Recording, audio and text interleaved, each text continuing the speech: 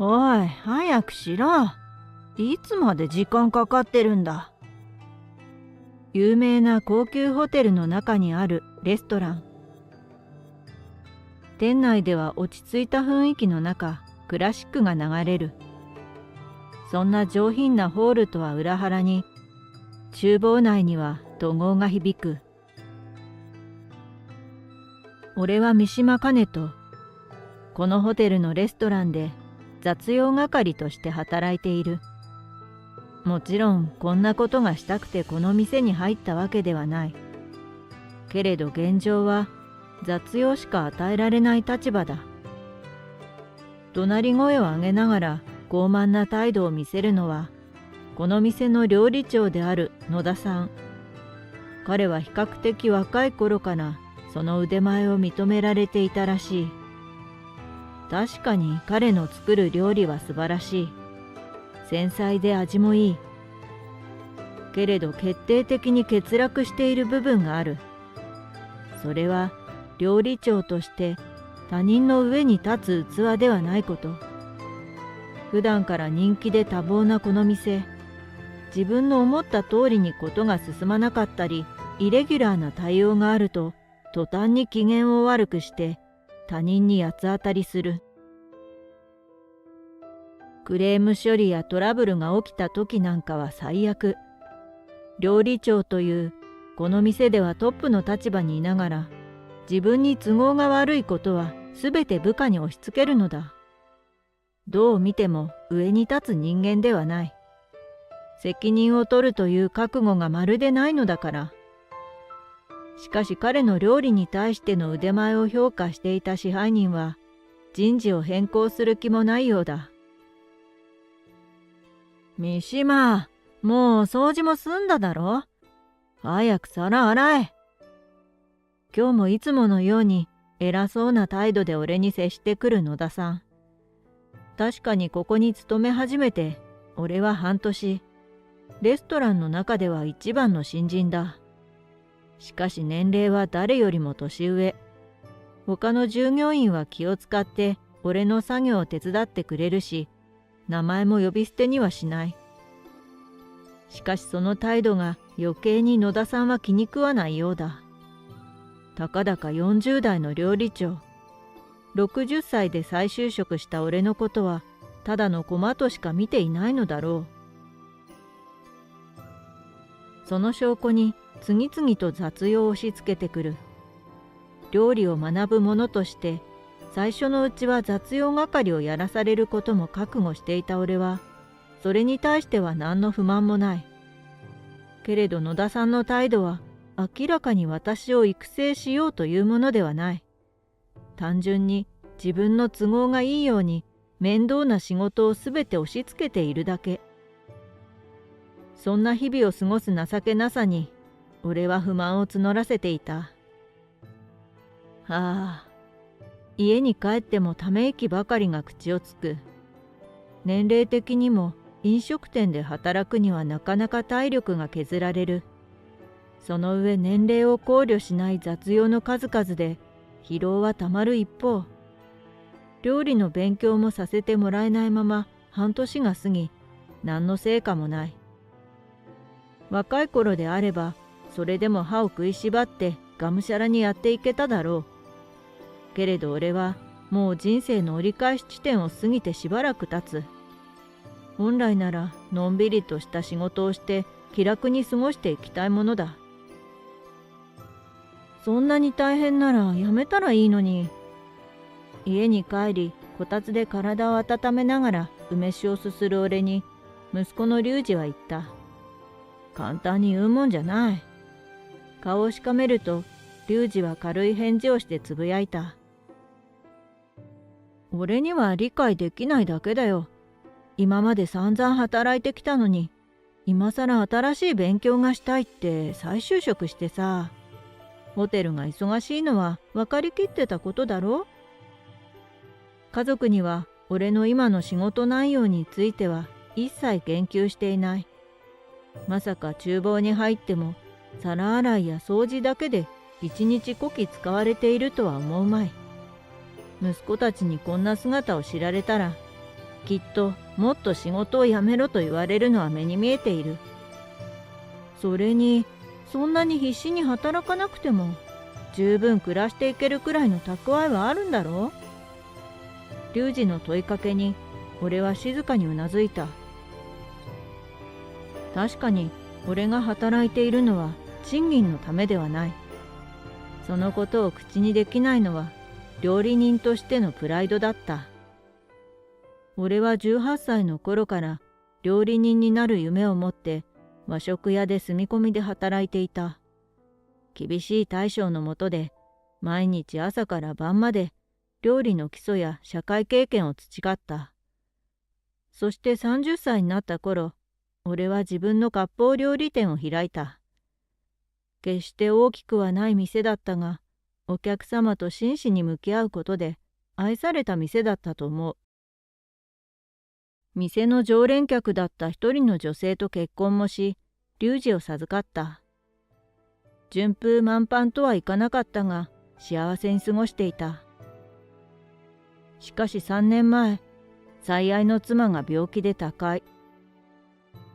俺は自分の今までの生き方が彼女にとっていいものだったのか、自問自答する日々を過ごしていた。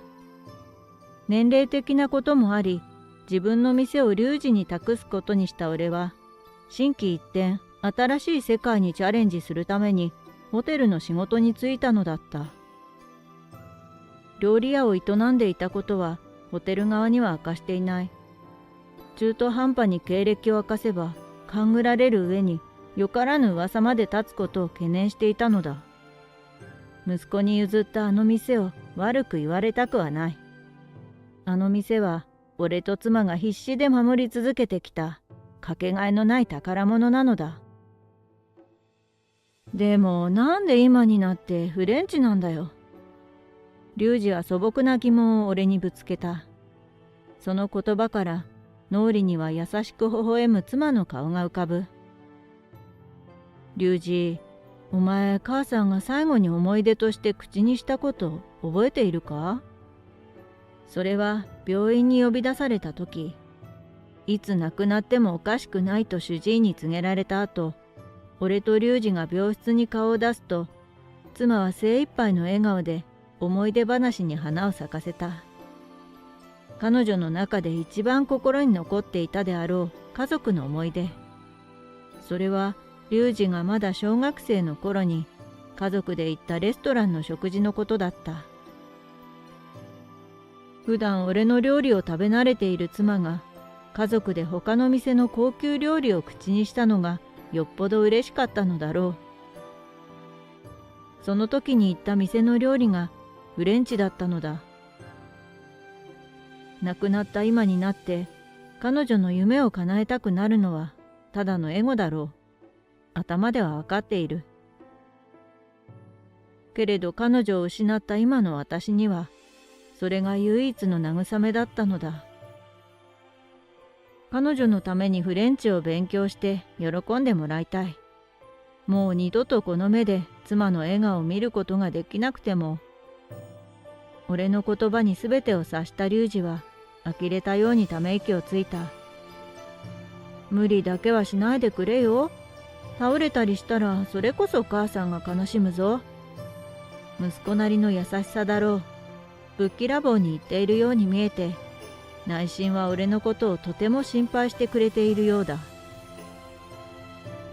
俺は静かに微笑んだまま残りの梅酒を流し込んだ。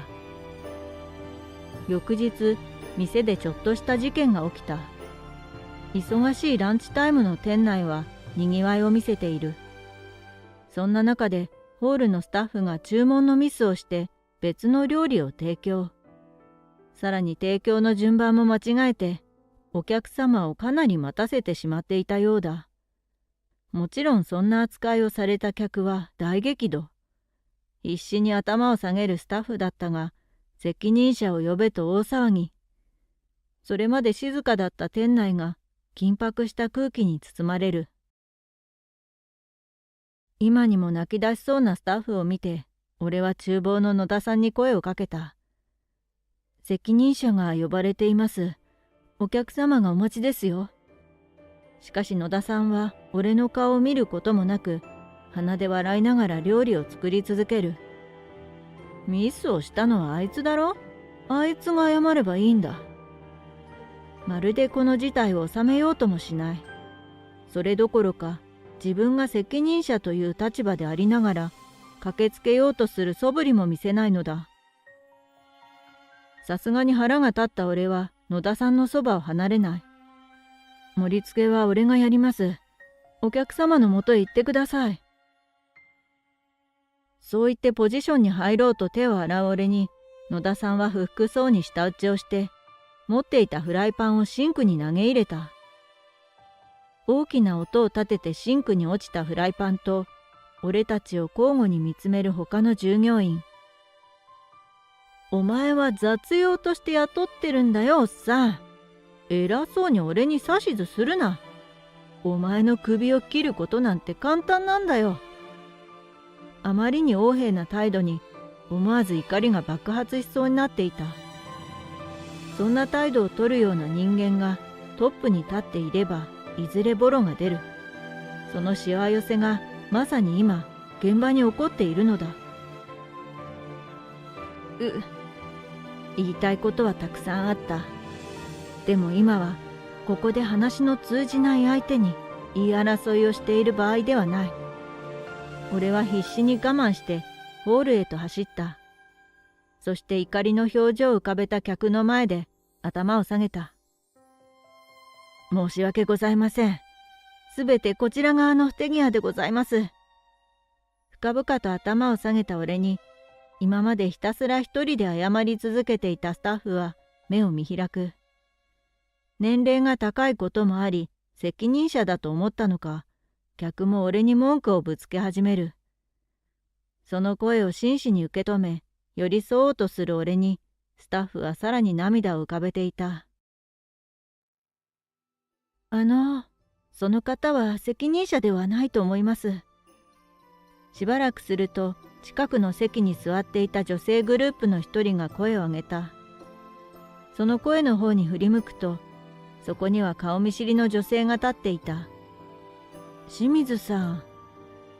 彼女はにこりと微笑んで俺に歩み寄る。品のあるきれいな女性が現れて、思わず怒っていた客も口をつぐむ。彼女はうちの店の常連客で、とある美容会社の社長。たまたまランチをしに来ていたのだという。この方はまだ入って半年のはず。なぜ責任者がいらっしゃらないのですか？清水さんは不思議そうに俺に問いかけた。その理由を俺が一番野口さんに問いただしたい。明確な理由を言えずに黙った俺のもとに、厨房からため息をつきながら現れる野田さん。おい、雑よ。何勝手なことしてんだ。遅く登場して乱雑な言葉遣いをする彼に、周りの視線は集中。野田さんは雰囲気的に仕方ないといった感じで、悪びれない様子のまま形だけの謝罪を始めた。もちろん客は納得するはずがない。さっきよりもヒートアップした口調で野田さんに文句を言い始める。だんだんとそれが煩わしくなったのか、野田さんはあろうことか俺に責任転嫁を始めた。おい、雑よ。お前のせいで話がこじれただろ。だから行くなって言ったんだ。顔を真っ赤にして見当違いな怒りをぶつけ始める野田さん。さすがにこちらも意味がわからず失笑してしまう。雑用？あなたこの方に雑用をやらせるために雇っているのですか？俺の正体を知っている清水さんは絶句。どうやら龍二にホテルで働いていることを聞いて、厨房で調理担当をしていると思い込んでいたのだろう。もともとの経歴を知っていれば、それも無理はない。けれどここで働いている人間は、誰一人として俺の正体を知らないのだ。この方は、ミシュランで星も獲得した有名割烹、三島の一代目ですよ。意図せず清水さんの口から正体を明かされた俺、その現実に思わず辺りは静まり返る。一番驚いていたのは野田さんだろう。俺の店の名前を聞いてもピンときていなかったようだが、周りのリアクションでどれだけのレベルの店だったのかなんとなく察したようだ。そんなやりとりをしているうちに、騒ぎを落ち着かせようと気を利かせた厨房のスタッフが支配人を呼んでいた。支配人は丁寧にお詫びをして、その場は一件落着。清水さんもまさかの事態に遭遇し、ほっと胸をなで下ろしていた。それから数日後、俺は野田さんと一緒に支配人に呼び出された。支配人はレストラン従業員全員にヒアリングを行い、現状を把握したようだ。今までのツケが回ってきた。共に働いていたスタッフは全員野田さんのことを擁護しようとはしなかったらしい。すべてが明らかになったことで、野田さんをこのままにしておけないと判断した支配人は、野田さんを一般社員に降格することを決めた。もちろん納得がいかず文句を言い始める野田さん。自分がいなくなればこの店では最高の料理を提供できないと騒ぎ始める。一ついいですか？そう言って俺は支配人を厨房に連れて行った。そこで俺は毎日野田さんの動きを見て覚えた看板メニューを作ってみせた。見た目も味も申し分ない。実は俺は毎日雑用を済ますと個人的に居残りをして調理の練習をしていたのだ。その姿を見た同僚たちは少しずつ俺にアドバイスをくれた。もともと料理の基本ベースがある俺はフレンチの技法を学び、一人でもそれなりに料理を完成させることができるようになっていた。この事実に野田さんは驚愕。俺がここまでクオリティの高い料理を作れるならば、野田さんが料理長である理由も余計にないと、支配人は野田さんを降格させることを決定した。1ヶ月後、降格になり、同僚や今まで存在に扱っていた後輩たちに後ろ指を刺されるようになった野田さんは、居場所がなくなり、店を自主退職。彼を引き止める者は誰一人としていなかった。今では俺を含めた何人かの料理人が互いにカバーし合って店を回している。今までよりも円滑な営業ができていることにみんなは喜んでいた。そして俺は以前よりもっとフレンチのシェフとして腕を磨いている。いつか自分が亡くなって天国で妻の魂と再会することがあるのなら、今の生き方を誇れるようになりたい。その決意が少し報われた気がした。